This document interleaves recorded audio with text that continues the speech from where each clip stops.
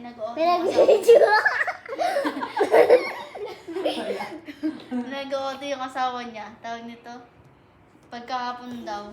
Nandun daw yung pusa. Nagising daw si ate. Tapos na lang tulog. Sumama ako sa inyo. May pwede may nga doon. Sa akin matindi. Me, may pwede may nga, me. Di ba may buntis ka kanina, may naasmo ka? Sa dati may dalaga ako, may binubuli ako.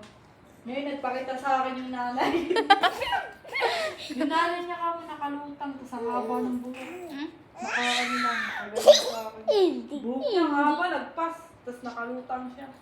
Totoo talaga yun na nakita ko. Pinilabutan ako nun eh. Nanay niya mismo. Bakit po may sa'yo? Papatulog.